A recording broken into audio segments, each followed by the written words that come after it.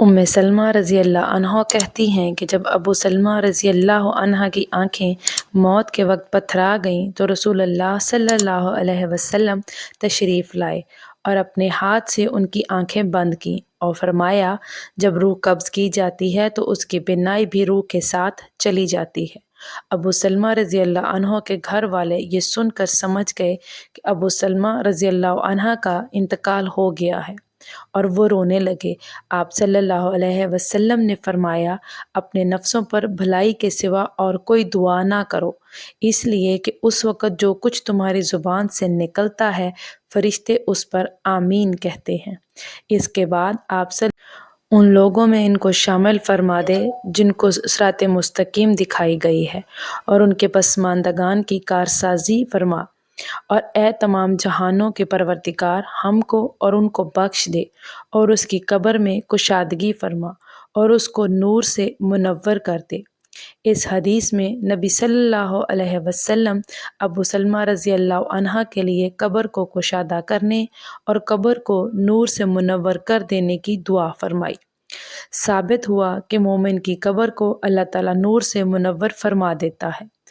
اور کافر یا منافق کی قبر ظلمت سے بھر دی جاتی ہے اور اسے تنگ کر دیا جاتا ہے۔ مرنے کے بعد انسان کو سب سے پہلے قبر کے مراحل سے گزرنا پڑتا ہے، اسی لیے نبی کریم صلی اللہ علیہ وسلم نے اس کے خوفناک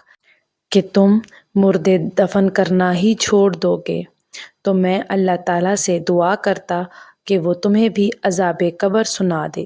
جس طرح کہ میں سنتا ہوں۔ صحابہ کرام رضی اللہ تعالیٰ عنہ بھی قبر کے تصور سے لرز جاتے تھے۔ بے شک رسول اللہ صلی اللہ علیہ وسلم نے ارشاد فرمایا کہ قبر آخرت کی منزلوں میں سے پہلی منزل ہے، پس جس نے اس منزل سے نجات پائی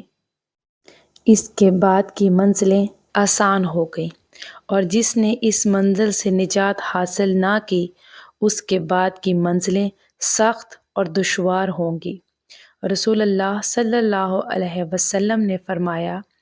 میں نے کبھی کوئی منظر قبر سے زیادہ سخت نہیں دیکھا۔ حضرت ابو ہریرہ رضی اللہ تعالیٰ عنہ فرماتے ہیں کہ رسول اللہ صلی اللہ علیہ وسلم نے فرمایا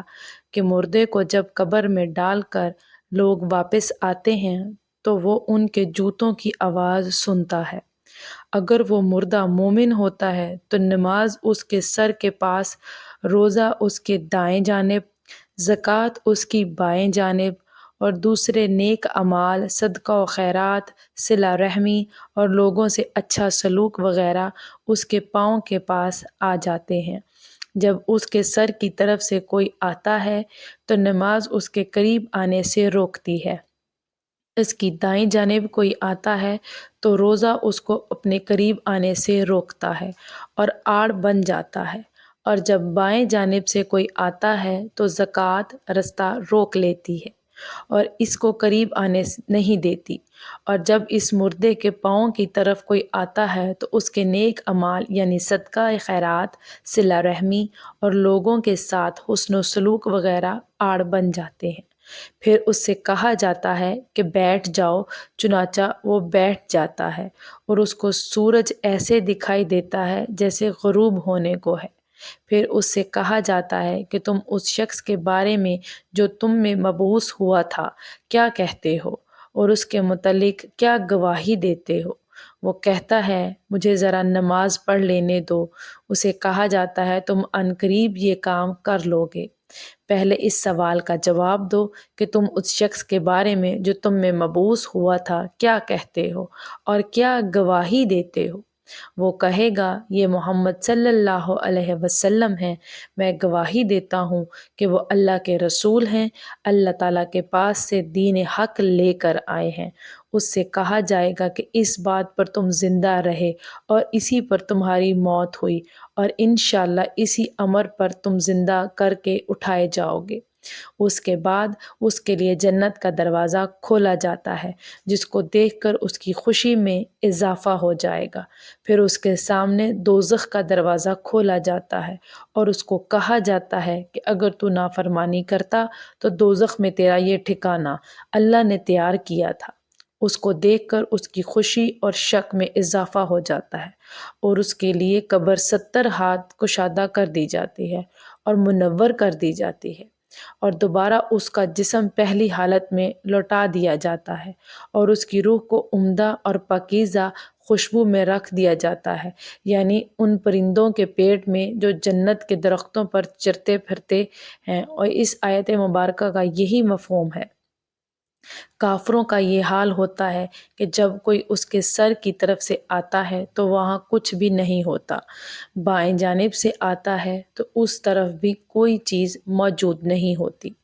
اس کے پاؤں کی طرف سے آتا ہے تو اس جانب بھی کچھ نہیں ہوتا، اس کو کہا جاتا ہے کہ بیٹھ جاؤ، پس وہ خوف زدہ اور سہمے ہوئے بیٹھتا ہے۔ اس سے کہا جاتا ہے کہ یہ شخص کون ہے جو تم میں بھیجے گئے تھے؟ اسے ان کا نام نہیں سوجھے گا، یہاں تک کہ اس کو بتایا جائے گا کہ وہ محمد صلی اللہ علیہ وسلم ہیں، تو وہ کہے گا مجھے نہیں معلوم، لوگوں کو کچھ کہتے ہوئے میں نے سنا تھا، چنانچہ میں بھی ان کی طرح کہہ دیا تھا۔ اسے کہا جاتا ہے کہ تو اسی بات پر زندہ رہا اور اس بات پر تجھے موت آئی، اور انشاءاللہ اسی حالت میں دوبارہ زندہ ہو جائے گا۔ پھر اس کے لیے دوزخ کا دروازہ کھولا جاتا ہے اور اسے کہا جاتا ہے کہ دوزخ میں یہ تیرا ٹھکانہ ہے۔ اس کو دیکھ کر اس کی حسرت اور ہلاکت میں اضافہ ہو جاتا ہے۔ پھر جنت کا دروازہ کھولا جاتا ہے اور اسے کہا جاتا ہے اگر تو فرما برداری کرتا تو جنت میں یہ تیرا ٹھکانہ اللہ تعالیٰ نے تیرے لیے تیار کیا تھا۔ اس کو دیکھ کر اس کی حسرت اور ہلاکت اور بڑھ جاتی ہے۔ پھر اس کی قبر اس قدر تنگ کر دی جاتی ہے کہ ادھر کی پسلیاں ادھر نکل جاتی ہیں۔ اللہ تعالیٰ فرماتا ہے کہ جو شخص میری اس نصیحت سے اعراض کرے گا تو اس کے لیے تنگی کا جینا ہوگا۔ اللہ تعالیٰ ہم سب کو معاف کرے، اللہ تعالیٰ ہم سب کو نیک عمل کرنے کی توفیق عطا فرمائے، آمین ثم آمین۔